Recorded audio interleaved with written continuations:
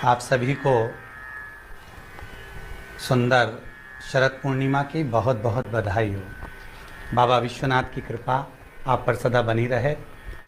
आ गया शरद पूर्णिमा की रात्रि।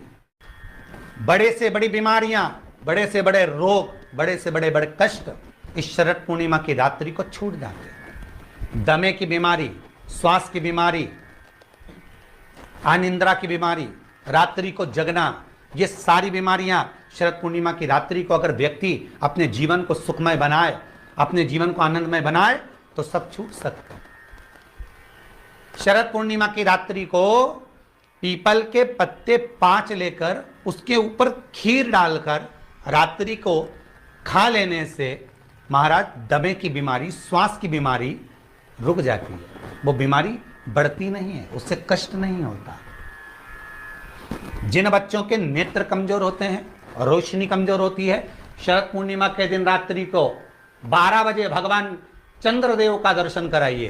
5 से 7 मिनट तक नयन मिलाएं चंद्रदेव के साथ और बाद में एक पीपल के पत्ते पर खीर जो चंद्र के नीचे रखी हुई है उसी खीर को चटा दीजिए। फिर चंद्र का दर्शन कराओ, फिर खीर को चटा दीजिए। महाराज नयन की ज्योति बढ़ती है, नींद नहीं आती तो निंद्रा देवी प्रवेश करती है, निंद्रा अच्छी आती है, आनंदित होता है।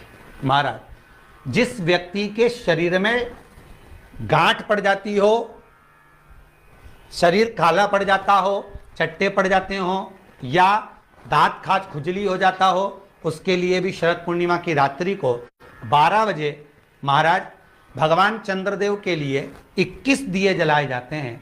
उस 21 दिए की कालोच एक थाली में इकट्ठी करी जाती है। कालोच को इकट्ठी कर कर शरीर में गाय के घी के साथ में जहां जहां जगह पर चट्टे हैं, गांठ है, वहां लगाया जाता है। उसको 5 या 7 दिन लगाइए। उसके बाद में रोज प्रतिदिन लगाने के आधे घंटे बाद स्नान कर लीजिए, आराम लगना प्रारंभ हो जाता है। महाराज आज शरद पूर्णिमा की रात्रि से लेकर कार्तिक पूर्णिमा की रात्रि के बीच में जो दामोदर भगवान का, कृष्ण का, शिव का मंगल आनंद करेगा, अभिषेक करेगा, पूजन करेगा, स्मरण करेगा, उसके सारे दुख दरिद्र दूर हो जाएंगे। रात्रि को आप बड़े प्रेम से खीर बनाओ, चंद्रदेव की साक्षी में रखो, भोग लगाओ भगवान श्री हरि को।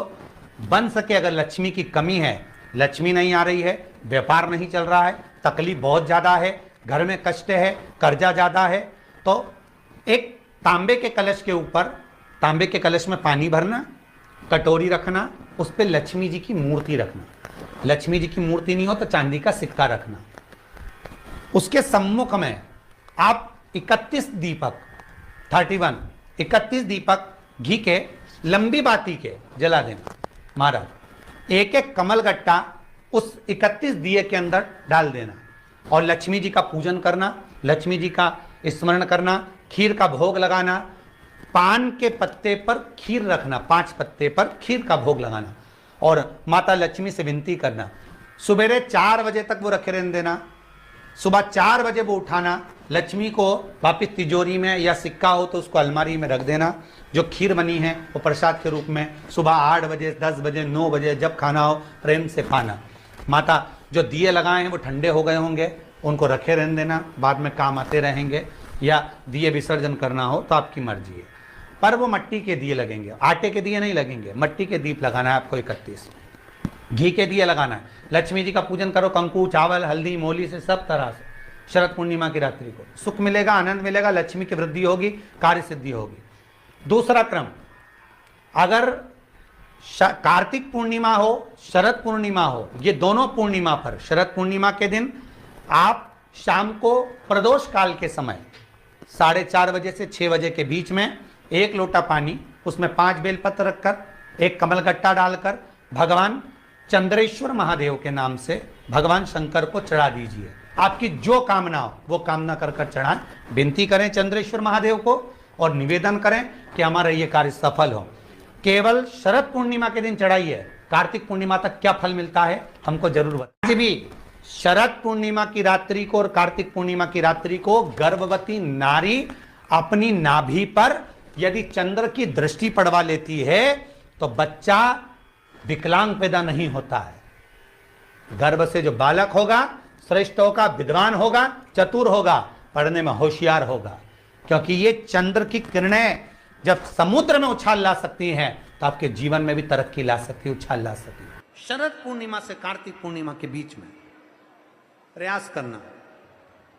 दुकान नहीं चल रही हो, व्यापार नहीं हो रहा हो, तकलीफें बहुत ज्यादा हो, घर में क्लेश जाता हो, अशांति ज्यादा हो, पैसे नहीं आ रहे हो, 1 रुपया कमा रहे, 1.25 रुपये खर्च हो रहा है, बहुत टेंशन है, तो शरद पूर्णिमा से कार्तिक पूर्णिमा तक एक हल्दी और कुंकू ये थोड़ा सा मंदिर में लेकर जाइए। हल्दी और कुंकू जरा जरा सा ले जाओ, अशोक सुंदरी वाली जगह पर पहले शंकर जी पे जल चढ़ा दो, अशोक सुंदरी वाली जगह पे जल चढ़ा दो, और वह हल्दी और कुंकू की एक एक बिंदी अशोक सुंदरी वाली जगह पर अपनी कामना कर कर लगा कर आओ। उसी में से वो हाथ जो तुम्हारा गीला है कंकु हल्दी का, वही हाथ लाओ, घर में प्रवेश करते समय अपनी देहली पर थोड़ा सा लगा दीजिए। शरद पूर्णिमा से कार्तिक पूर्णिमा तक कर कर देखो, उसके बाद में फिर बताना कि मेरा देव अधिदेव महादेव ने तुम्हारी झोली भरी कि ना भरी। कहानी दिखे कहीं किसी को पास कहानी दिखे, रहते हैं, उसके लिए भी ये शरद पूर्णिमा के दिन तुलसी की जो डंडी होती है, बेलपत्र की जो ये डंडी है, ऐसे ही तुलसी का जो पत्ता होता है, उस पत्ते की जो डंडी होती है, उस डंडी को चंद्रमा को देखा जाता है, उस डंडी की जो कोर होती है, उस कोर को दृष्टि से मिलाया जाता है। शरद पूर्णिमा की रात्रि ठीक 12 बजे आप चंद्रमा की, जैसे चंद्रमा का भाग, उस चंद्रमा के भाग को आप उस डंडी के भाग से निहारने का प्रयास करिए। मारा घर में आई है, घी का दिया लगाई है, उस घी के दीप को लगाने के बाद पूर्णिमा के दिन उस पर एक प्लेट थोड़ी तिरछी कर रख दो, जिससे उसकी कालोच काई की, उस दीप की, घी के दीप की कालोच उस प्लेट पर आ जाए। थोड़ी सी कालोच ले लीजिए, 5-10 मिनट में आ जाएगी। उसको गाय के घी में मिलाकर आंखों में सुरमा लगाकर रात्रि को सो जाइए। 3 दिन बाद आप महसूस करेंगे कि नेत्र की ज्योति बढ़ना प्रारंभ हो रही है। पूर्णिमा का जो चंद्र है वो विशाल का है, और उस चंद्र की पूर्णता में हमारी अभिलाषाएं भी पूर्ण हो। अब पूर्णिमा के व्रत में आपने कई बार किताब पढ़ी होगी पूर्णिमा की, या आपने व्रत किया होगा, या पूर्णिमा का व्रत आप धारण करे होगे, तो उसमें पूजन कौन से भगवान की होती? पूर्णिमा के व्रत में केले के खंभ लगाकर पूर्णिमा का जो उद्यापन होता है, पूर्णिमा की जो पूजन होती है, उस पूजन में शंकर और पार्वती की पूजन की जाती है। शंकर और पार्वती का पूजन क्यों करा जाता है पूर्णिमा के व्रत में? क्योंकि शिव और माता पार्वती ही केवल एक ऐसे हैं जिन्होंने अपूर्ण लक्ष्मी को भी पूर्ण बना दिया था। किसको पूर्ण बनाया है? लक्ष्मी।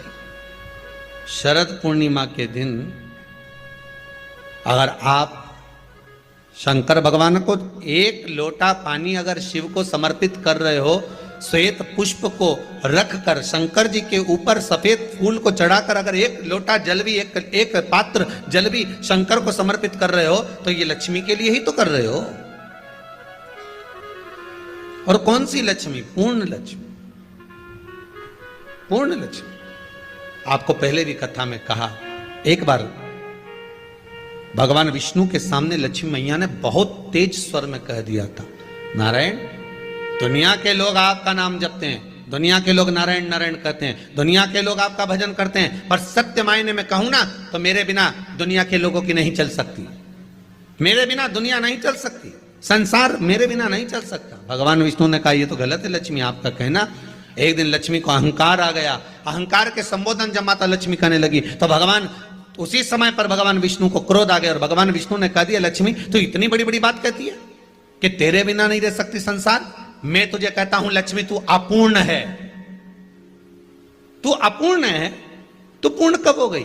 अब देखें माता पार्वती क्या कर सकती है, इसको पूर्ण बनाने के लिए करेगी क्या?